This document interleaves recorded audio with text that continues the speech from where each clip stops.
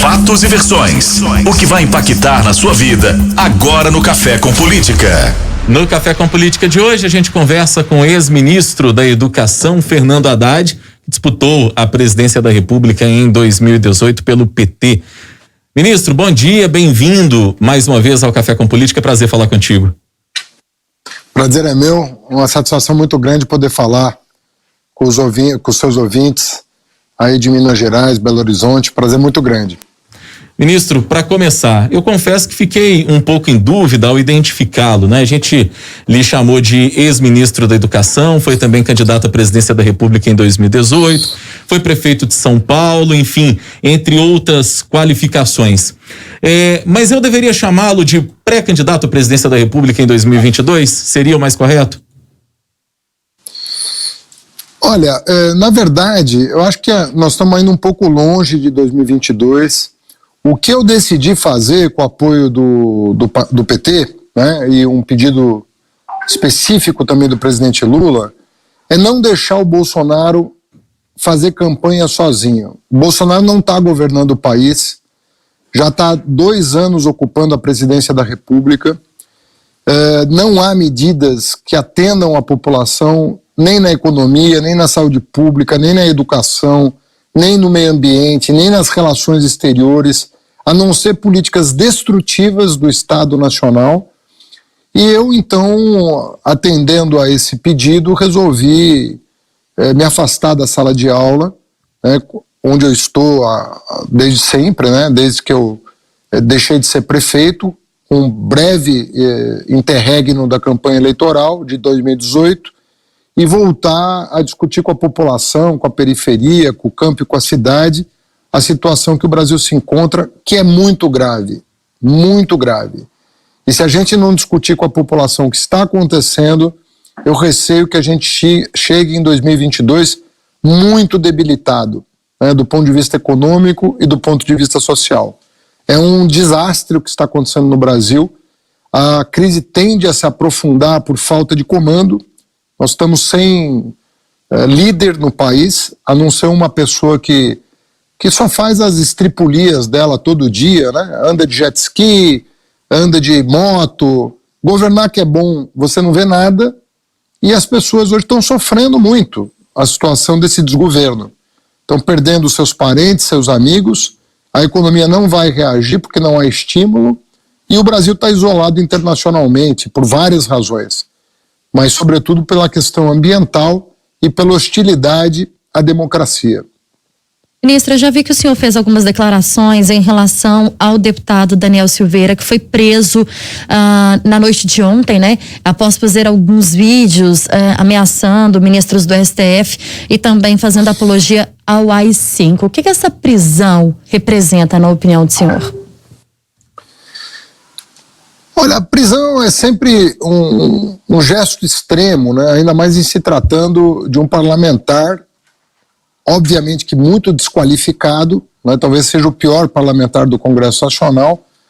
Ele, na verdade, ocupou o lugar ali do bolsonarismo, né? Que era o pior deputado até 2018.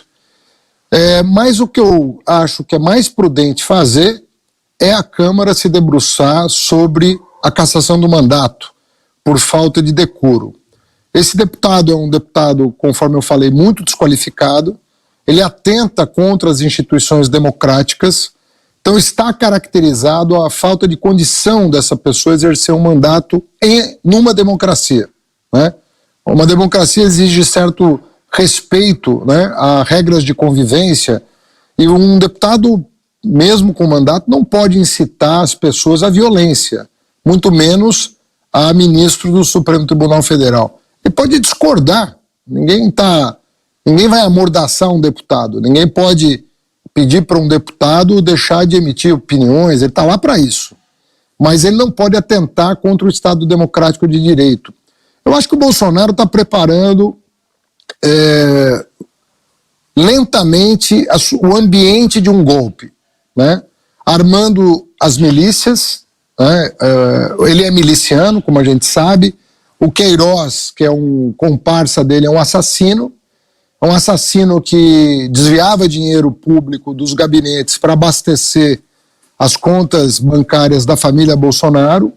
Portanto, é um pessoal muito da pesada, um pessoal que tinha esquadrão da morte, e o Bolsonaro está liberando as armas para essa gente, né? Ele quer que essas pessoas achaquem a população, como as milícias fazem nos bairros, amedrontem a população, para a eventualidade dele perder a eleição em 2022. Então ele está mais ou menos planejando o que o Trump tentou nos Estados Unidos e não conseguiu. E esse deputado que foi preso está nessa linha, né? Na verdade, são alguns maus militares, alguns maus policiais e muitos milicianos que estão compondo uma espécie de guarda pretoriana para defender o Bolsonaro em caso de derrota eleitoral. Bolsonaro não tem nenhum compromisso com a democracia, nunca teve. Ao contrário, sempre teve compromisso com a tortura e com o arbítrio. Então nós estamos numa situação institucional muito delicada. O mais prudente a fazer, se essa Câmara tiver um pouco de dignidade, é abrir um processo de cassação do mandato e afastar uma pessoa que atenta contra a democracia do nosso convívio. Ele que vai defender a ditadura no canto dele, mas não no espaço democrático, não incitando a violência, não promovendo o caos. O ministro, o senhor disse que o presidente Bolsonaro permanece em campanha, né? E que o objetivo até da caravana que o senhor pretende começar no Brasil é fazer um contraponto e não deixar o presidente fazendo campanha antes da hora sozinho. E aí eu pergunto para o senhor o seguinte, sobre a estratégia do PT em 2022, para se contrapor ao Bolsonaro e ao bolsonarismo. O senhor acha que o PT deve ser mais esquerda do que nunca?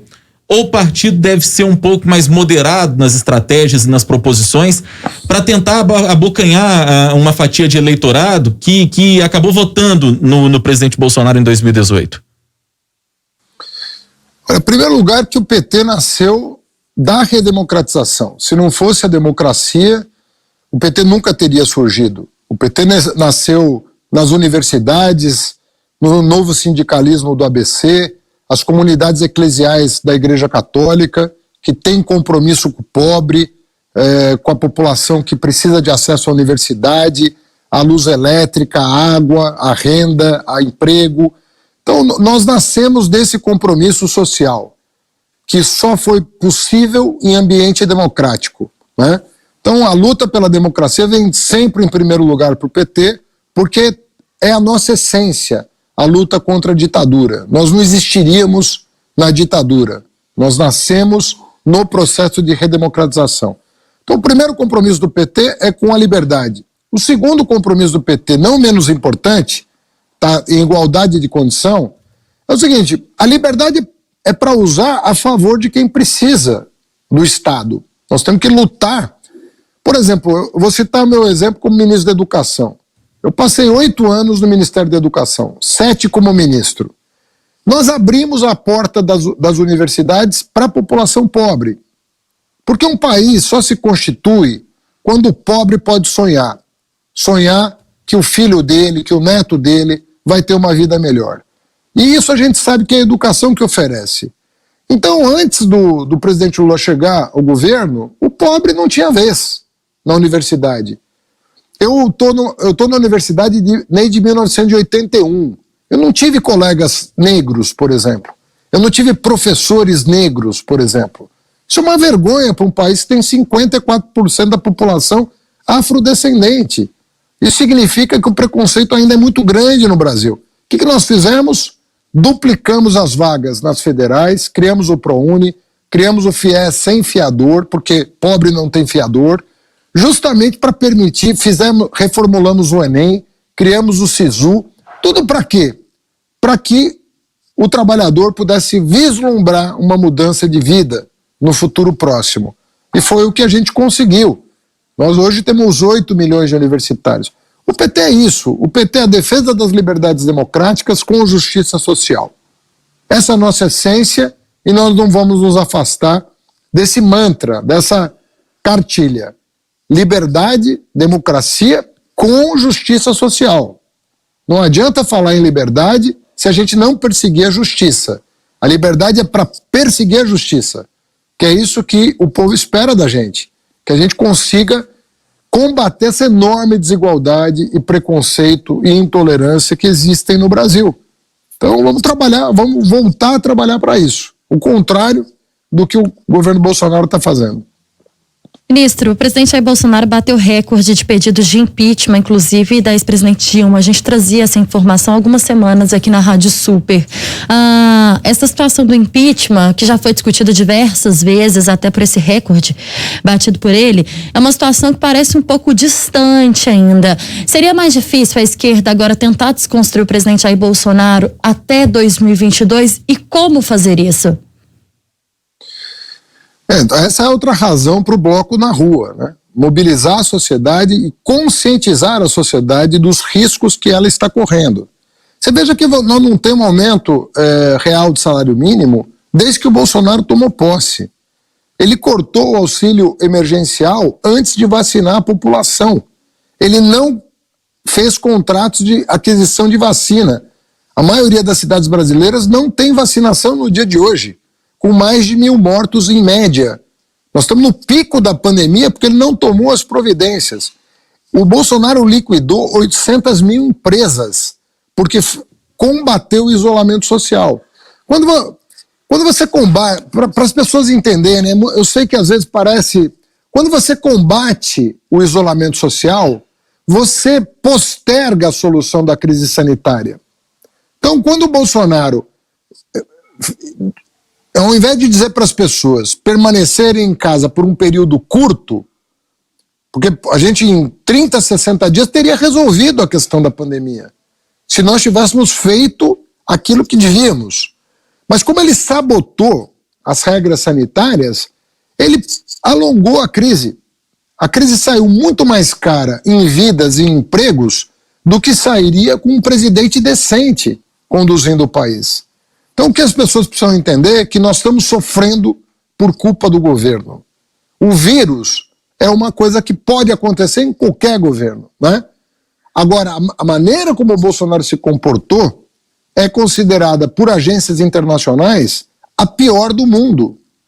Então, nós temos que fazer esse contraponto a ele e cobrar da população, antes de 2022, cobrar do governo junto à população as medidas necessárias, a volta imediata do auxílio emergencial e a vacinação em massa para a economia voltar ao normal, em condições de segurança, e não nessa situação caótica que nós estamos vivendo, inclusive na educação, onde nenhuma medida foi tomada no sentido de assegurar a saúde das nossas crianças e dos nossos professores.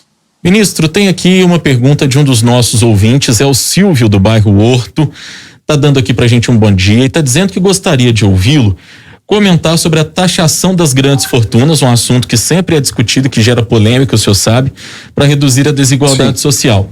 E ele pergunta aqui, por que isso não foi feito durante as administrações petistas, já que esse é um assunto que costuma ser abordado por vocês? Olha, a gente tentou fazer 2 reformas tributárias e o Congresso simplesmente não votou. Uma delas com o apoio dos 27 governadores.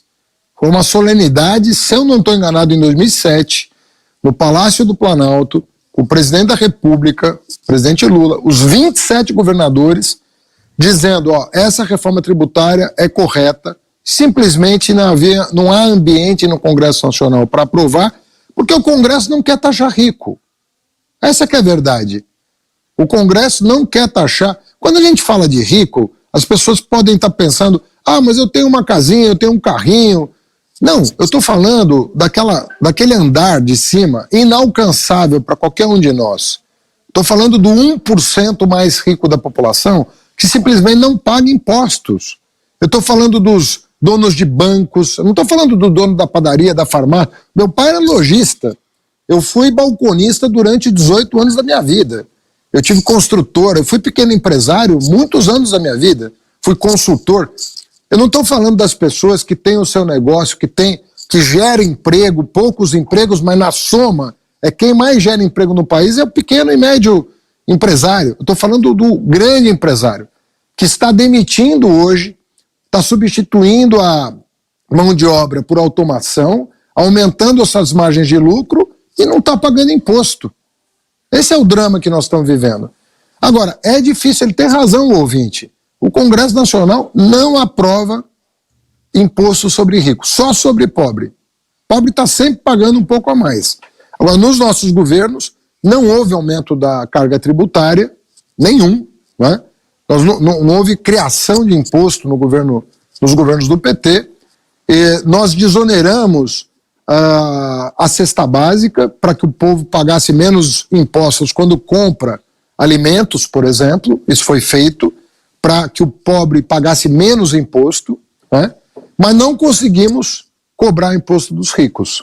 Vamos ter que pautar isso em 2022 com mais força para ver se a gente consegue uma mobilização social que sensibilize os deputados e senadores, que são entrave à criação de alíquotas mais altas para o 1% mais rico da população. Hora do bate-pronto. No Café com Política, hora do bate-pronto. São perguntas objetivas, respostas igualmente objetivas, um ping-pong com a gente aqui. Combinado, ministro? Claro. Para começar... Quando for muito... Pois não. É que às vezes vocês fazem perguntas que não cabem numa palavra a resposta. É o desafio, né? É um bom desafio para o senhor, com poder de concisão. Vamos começar então, ministro. Fernando Haddad, pré-candidato à presidência da República? Olha, o meu nome vem sendo lembrado pelo PT, mas eu quero dizer muito claramente, né? Nós vamos lutar no Supremo Tribunal Federal para que se faça justiça ao presidente Lula. Hoje está escancarado o que foi feito em Curitiba para caçar os direitos políticos dele. Nós não vamos sossegar enquanto justiça não for feita para ele também, para todo brasileiro e para ele também. Caravana pelo país. Contraponto ao bolsonarismo, às mortes e ao desemprego que assola o país. Pontapé da caravana em Minas. Minas é o coração do país. Minas tem Nordeste, Sudeste, Sul, Centro-Oeste. Minas é o Brasil num estado só, vamos dizer assim. Papel de Lula em 2022. Olha, o Lula foi o maior presidente da história do país e vai continuar a ter muita voz, sobretudo em relação ao povo que mais precisa da ação estatal. Novo embate seu com Bolsonaro. Olha, o que nós precisamos é derrotar essa ameaça que significa o bolsonarismo no país. Bolsonaro é morte, é armamento, é descaso, é desrespeito. Nós vamos vencer o Bolsonaro. PT, mais à esquerda ou mais moderado em 2022? PT sempre foi democracia com justiça social. Muita democracia, muita liberdade, mas muita justiça social, que é o que está faltando no Brasil. Ex-ministro da Educação, foi também candidato à presidência da República em 2018, prefeito de São Paulo por um mandato. Fernando Haddad, nosso convidado de hoje aqui no Café com Política. Ministro, muito obrigado pela entrevista, prazer falar com o senhor mais uma vez. Satisfação enorme, bom dia a todos. Obrigado. Ótimo dia para o senhor.